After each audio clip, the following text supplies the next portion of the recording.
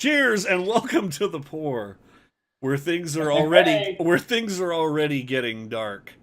Um, yeah, there's just really no way to. Okay, so tonight apparently is we're in the darkness. Yep. What are you rocking there, buddy? I am going to drink the Blacksmith Smoked Porter from Highlander Brew Company. Very nice. Very nice. I have been getting the best before date, Greg. Today. Oh.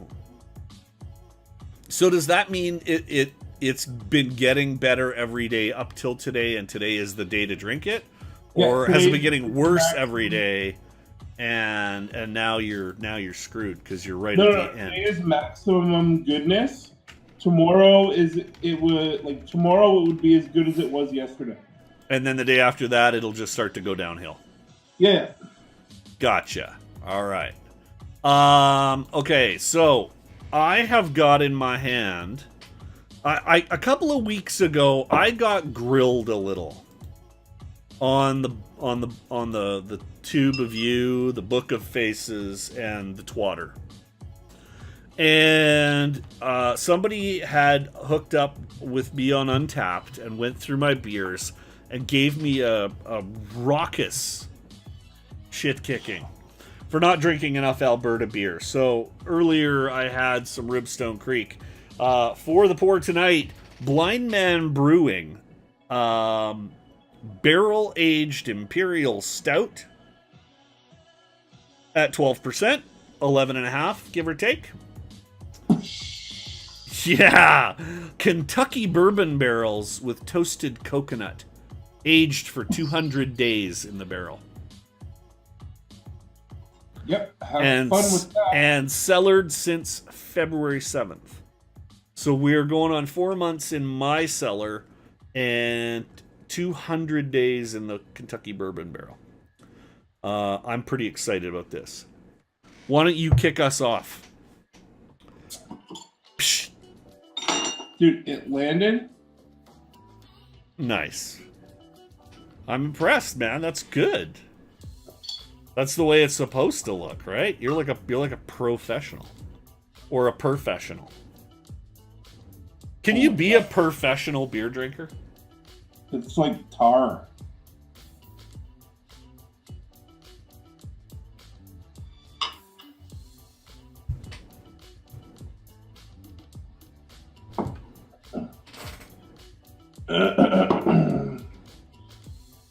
Not very much head. That's what she said. It's only 6%. Oh man, I have to stop lounging.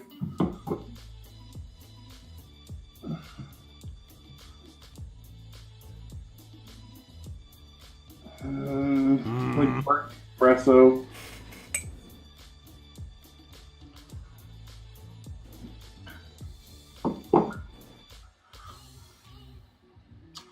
It's good, man. It's got lots of burnt espresso all the way through. It's got some fruits, and I want to say it's got like a very mild floral note to it. All malt, no hop.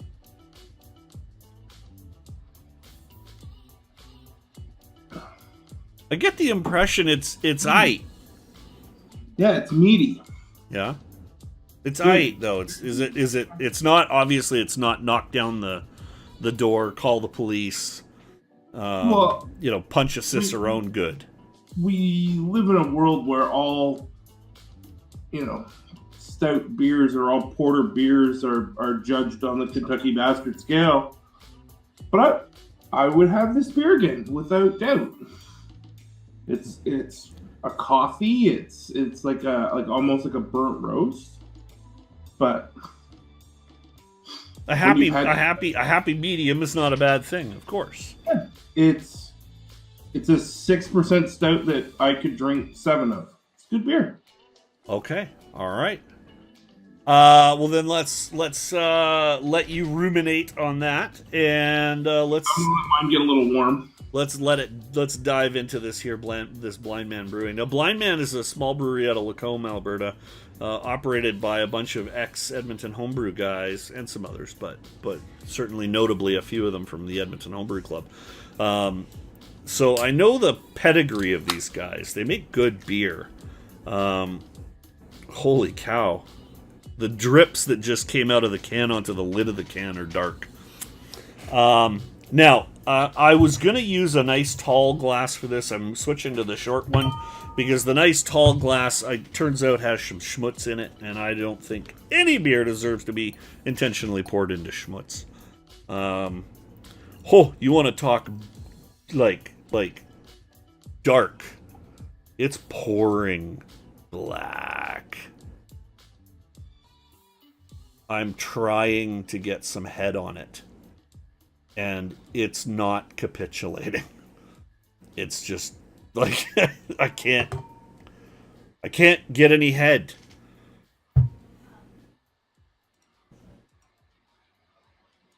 Okay, what head there is, which is dissolving quickly, is almost as dark as the beer, and it has literally disappeared to a film.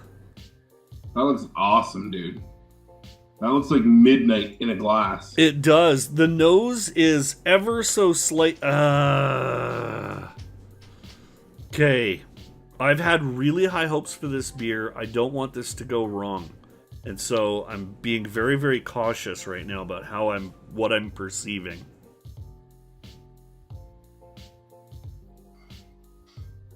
An hour and a half ago, I put cream on a sunburn.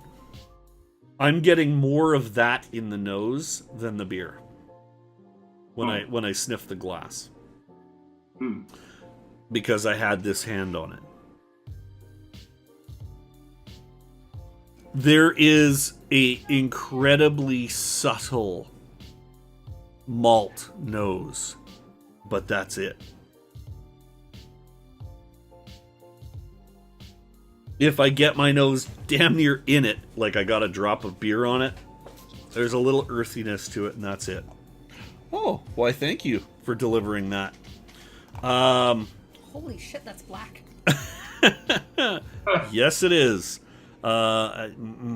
Cheers.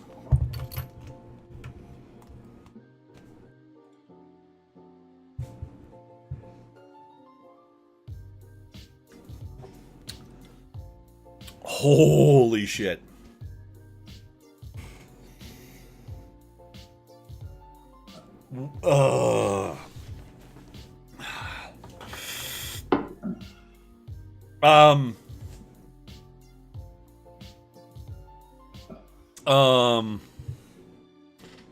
Would you like a sip? I know.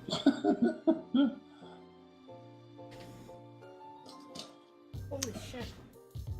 And the smell is strong.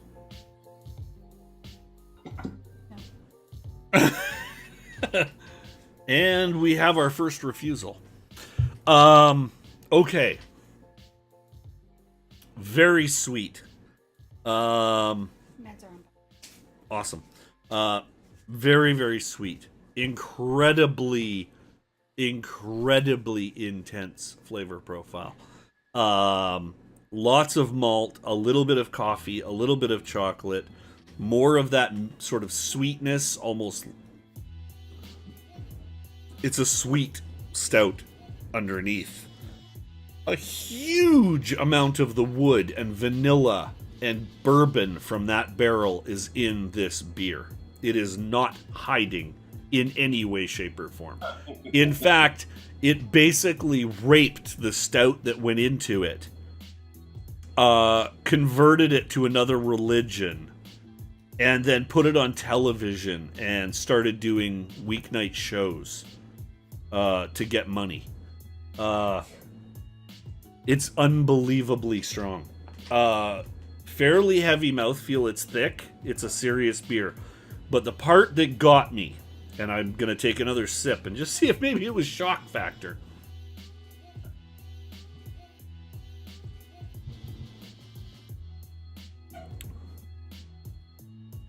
Oh.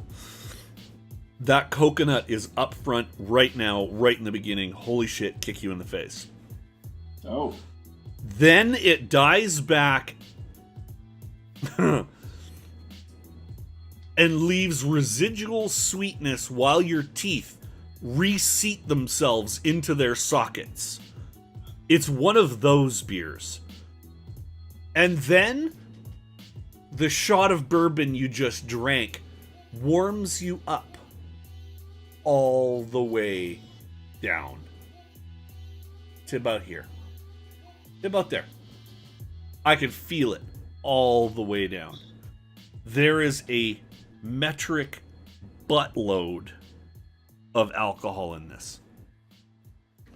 It is all there. It's not fusily, it's not burny, it's not, but it is absolutely 100% 11.6 ABV. And I think it wants to put on its big boy pants and play in the 15% mark. Really, really interesting beer. I don't know as I would go so far as to call it one of the best beers I've ever had or anything like that, but I would absolutely put it in a category very closely associated with those bastards from Kentucky. Really? Really. Wow. How about that? Where the Kentucky Bastard... Wow! Where the Kentucky Bastard is a big, dark, roasty chocolate. This is the Big Turk to the chocolate bar of chocolate that Kentucky Bastard. Cool. Kentucky Bastard has those it has that kind of caramelly toffee roast coffee chocolate thing going on. This slides to the sweeter side. This is like the chocolate truffle, or in this case the chocolate bounty truffle, because the coconut really, really, really plays. And it doesn't play like it's trying to be... It's not trying to be coconut and pineapple. Like, it's not trying to be a Hawaiian pizza. It is just a massive... Oh my god. Massive stout. This was, Luke, a one-off. I don't believe there's any more. If I can find one, I will find one for you. Because this is truly an amazing, amazing, amazing beer. Absolutely fantastic. Well, you do owe me an amazing beer. Absolutely. This thing, this will blow owe me a 4.75. Dude, this thing will blow your mind. Yeah, it'll blow your mind. Fantastic beer. To Shane and the crowd at Blindman, hey, sorry I hadn't had it till now. Glad I kept it. The barrel aged Kentucky bourbon barrel, fantastic. I gave Lance another version of this that he didn't like, or at least he wasn't super excited about. And honestly, from the nose of this, I wasn't sure it was going to be anything. And so what? Holy have you crap. got a rating for it? I got a rating for it. Do you want a rating review? You got a rating? And a review. Good. We gave you enough time for that. That's awesome. Yeah. Let me put you up. But first, why don't we tell people where they can find these ratings? You can go on over to untappd.com. Hit up untappd.com/user/Mr. Wilkinson and untappd.com/user/cheese-scratch to get your unabashed reviews, usually incredibly short and whatever, and that's all. But that's where you go. Untappd.com/user/cheese-scratch, untappd.com/user/Mr. Wilkinson. Mr. Wilkinson, what have you got to say about that thing? Burnt coffee, chocolate malts, clean with a creamy finish. Viewed live at youtube.com, RyskCA, #4. And I give it a 3. A 3.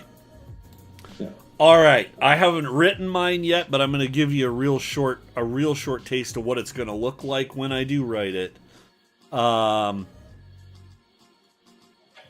Surprisingly light nose for such a huge mouth of beer. Coconut plays beautifully with the bourbon barrel. Vanilla, chocolate, and resounding sweetness. 4.5.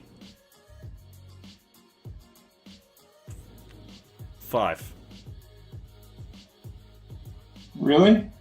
Really. I figured if it was a 4.5, you just said it quicker. It's a 4.5. I was hesitating on the 2.5 to 4.5. Yeah, that's what I'm saying. Like, by your body language and knowing you. You're right. It's a 4.25. Yeah. I have to follow the Trivial Pursuit model. Your first assumption is the right one.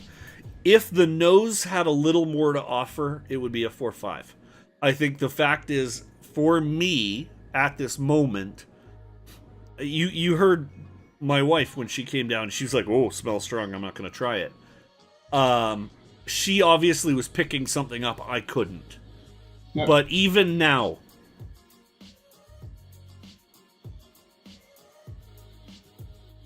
it's got a little more. Damn. I'm going to go with 4.25. A 4.5 is a pretty high number. However, be it known, if you see this and you have the opportunity to try something like this from Blindman, they are capable of a 4.5. Mm-hmm. It's that simple. They're capable of a 4.5. That is it for the pour. Thanks, Luke. Cheers, buddy. Thank you, buddy. We'll see you on the live cast. Cheers. Cheers.